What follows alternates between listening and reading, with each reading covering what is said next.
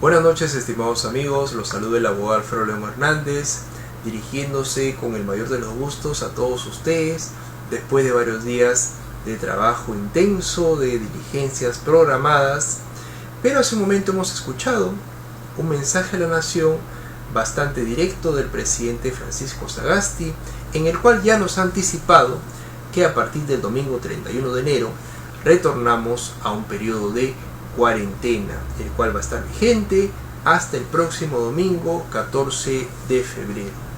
A tomar atención a ello,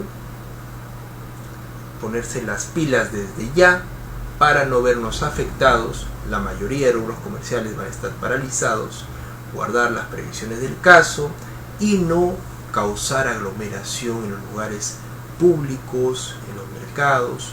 Por favor, mantengamos el distanciamiento social. Eso es indispensable. Siempre usen mascarillas, protectores faciales, tengan el alcohol en mano, alcohol en gel, entre otros productos importantes y accesorios fundamentales en este periodo que va a regir la cuarentena a partir del domingo 31 de enero. Quiero tocarles un tema importante el día de hoy, y es que quien escuchaba en un momento la palabra remate. El remate no es otra cosa que la devaluación o la desvalorización de un bien. Por ejemplo, un celular me costó 1500 soles. Yo lo vendo o lo remato a 500 soles. Esto es, devalúo el valor del bien. Un automóvil el año pasado me costó $25,000, pero este año por necesidad lo remato a $15,000. Esto es, doy un precio menor a lo que verdaderamente corresponde.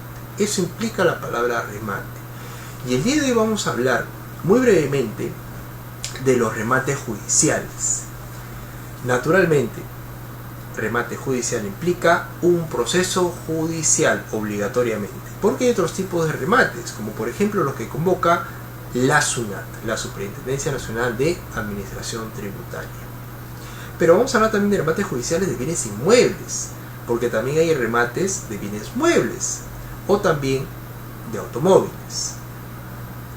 Estimados amigos, ¿cómo se llega a un remate judicial? O mejor dicho, ¿qué procesos judiciales apuntan a un remate judicial en última instancia? Referimos, por ejemplo, a un proceso de ejecución de garantía hipotecaria. Cuando solicitamos un préstamo a una entidad financiera y dejamos como garantía un inmueble, un terreno, una casa, un departamento, y no cumplimos con los pagos programados o se acumulan cuotas y a las finales no honramos dicha deuda, la entidad financiera naturalmente iniciará un proceso judicial en el cual muy posiblemente llegará en última instancia a un remate judicial. Esto es, a la afectación del bien inmueble dejado en garantía. Ese es el proceso de ejecución de garantía hipotecaria. Pero también hay un proceso denominado división y partición que lo hemos visto en muchas transmisiones anteriores. Y es que, como bien sabemos, la división y partición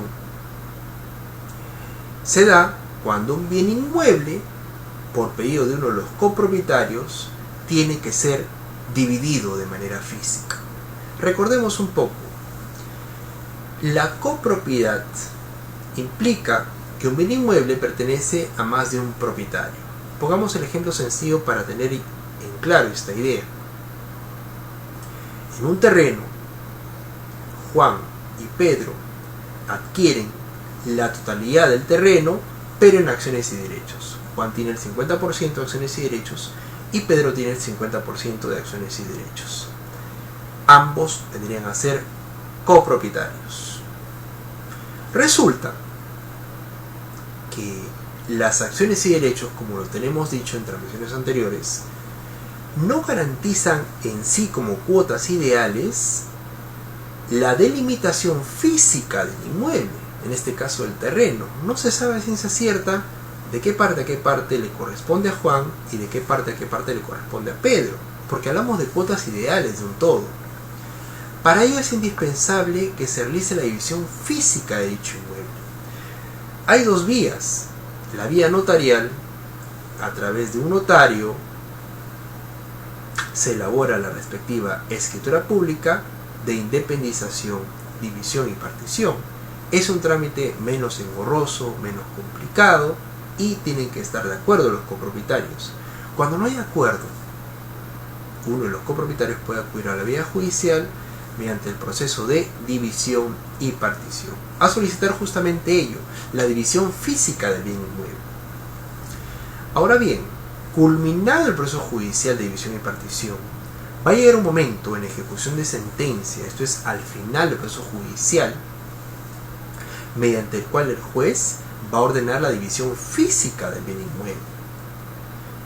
Para ello, el juez va a contar con el apoyo de peritos judiciales, que son órganos de auxilio judicial, para que los peritos, ingenieros, arquitectos, indiquen al órgano jurisdiccional si es que dicho bien inmueble es factible o no de división física. Es lo primero que informan los peritos judiciales.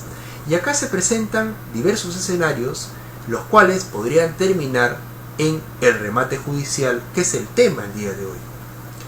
El primer escenario es, si ese bien inmueble es factible de división física, que los copropietarios se pongan de acuerdo para la división misma.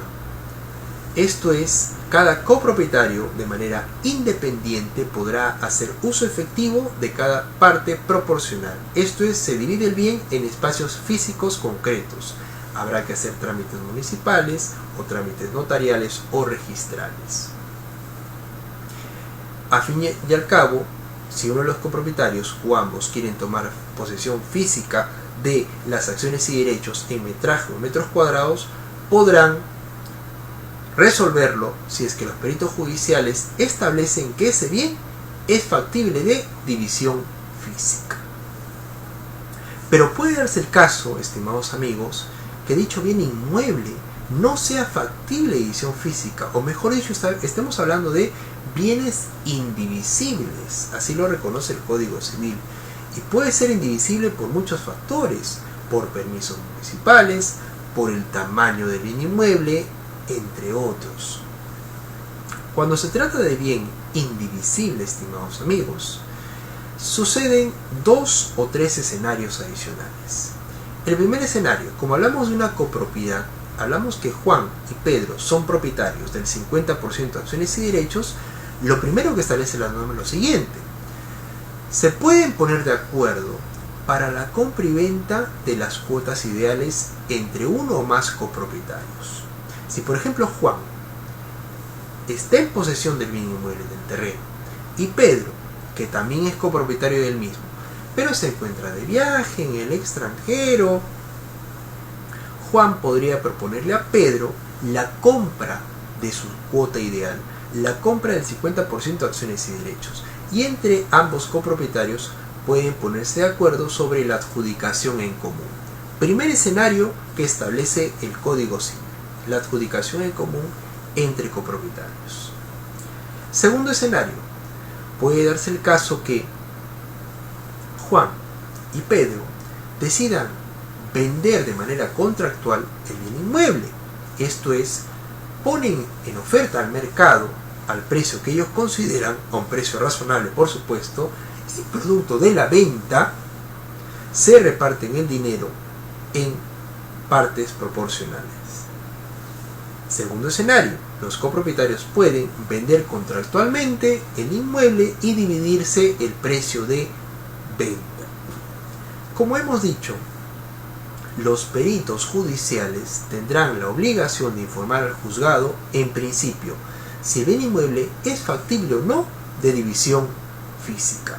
Si es factible de división física, los copropietarios podrán independizarse o delimitar de manera geográfica la parte que les corresponde. Por el contrario, si es un bien inmueble que no es factible de división física, esto es un bien indivisible, podrán optar los copropietarios en la adjudicación en común o en la venta contractual del bien. En ambos casos, en última instancia, si es que no hay acuerdo de división física, o si es que siendo indivisible el bien no hay acuerdo en adjudicación en común o en la venta contractual del bien, recién en última instancia se procederá a la venta del bien inmueble en subasta pública. ¿Qué implica ello? No implica otra cosa que el remate judicial del bien, una vez que hayan cumplido estos actos procesales previos. Y esta etapa del remate judicial es un poco más compleja, porque no solamente implica la contratación de un martillero público, el gasto en publicaciones, en avisos para las convocatorias respectivas, los procesos formales que implican las publicaciones o los edictos y las nulidades que se podrían presentar una vez iniciado el proceso de remate, sino que tiene cierta particularidad en cuanto al precio del bien inmueble. Me explico mejor. Si un bien inmueble se valoriza en 150.000 soles y por algún motivo los copropietarios judicialmente o extrajudicialmente no se ponen de acuerdo en la adjudicación en común o en la venta contractual del bien y pasa el inmueble a remate, en la primera convocatoria a remate judicial el inmueble sufre una disminución en cuanto a su valor comercial. Se reduce a 1/3. Ténganlo presente. Si el inmueble costaba, como lo tenemos dicho, 150.000 soles e ingresa a un remate judicial en la primera convocatoria, se reduce 1/3. Esto es, ingresa con la suma de 100.000 soles a ser subastado ese inmueble. Esto naturalmente perjudica a las partes procesales, a los copropietarios, porque disminuye el precio de venta cuando se trata de remate judicial. De 150.000 soles se reduce a 100.000 soles. Siempre se reduce 1/3 en la primera convocatoria. Ahora bien, si es que en la primera convocatoria no hay postores, o habiendo realizado un postor el pago adelantado del 10% y a las finales el postor ganador no completa la totalidad del pago a las partes procesales, se pasa una segunda convocatoria, lo cual es muy usual, y este precio nuevamente se disminuye en un 15%. Ya no estamos hablando de 150.000 soles que costaba el inmueble, ya no estamos hablando de 100.000 soles, primera convocatoria que se ve frustrada o inconclusa, sino hablamos de una segunda convocatoria donde el precio de remate se reduce a 85.000 soles. Si por algún motivo no hay postores o habiendo asegurado el 10% no cumplen con cancelar el monto íntegro del valor del inmueble, se va a una tercera y última convocatoria, la cual es recurrente porque los postores no esperan ni la primera ni la segunda convocatoria, sino con mayor seguridad una tercera convocatoria. ¿Por qué? Porque se vuelve a reducir el precio del inmueble a un 15%. Escúchenme bien, si el inmueble costaba o se valorizó en 150.000 soles, en una tercera convocatoria ingresa como precio de oferta 70.000 soles. En una tercera convocatoria, el inmueble sufre un descuento de más del 50%. Si se vende el inmueble a 70.000 soles, que es lo más recurrente que los postores se aseguren en una tercera convocatoria, las partes recibirían, si son dos copropietarios, 35.000 soles uno y 35.000 soles otro. ¿Por qué? Porque, reitero, disminuye el precio del remate más del 50%, sin contar las nulidades que se pueden presentar desde la convocatoria a la primera subasta pública hasta la fecha final del procedimiento judicial. Actualmente los juzgados, para proveer escritos o para emitir resoluciones judiciales, están demorando entre 2 a 3 meses. Por eso lo más razonable es, antes de solicitar un pedido de remate judicial al órgano jurisdiccional, que las partes se pongan de acuerdo. Una vez ingresada la solicitud de remate judicial, ya el precio del inmueble se va reduciendo en 1/3, luego en un 15% y por último en un 15% más, que implica disminuir el valor del inmueble hasta un 50%. no es lo más saludable.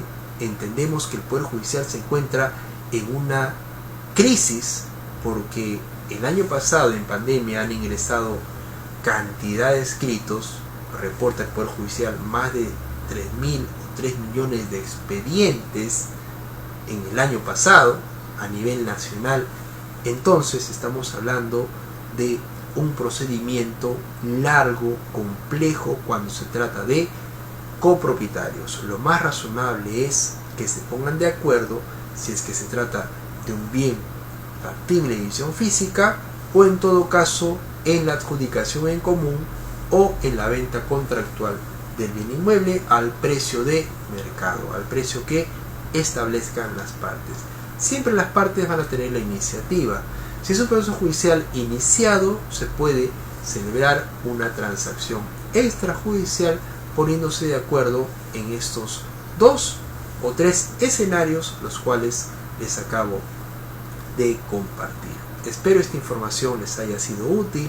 Soy el abogado Alfredo León Hernández. Pueden contactarse con mi persona a través de un mensaje interno de nuestra página oficial León y Abogados Asesoría Legal o directamente con mi persona al número celular 969-225-105. Que tengan muy buenas noches. Gracias por su atención.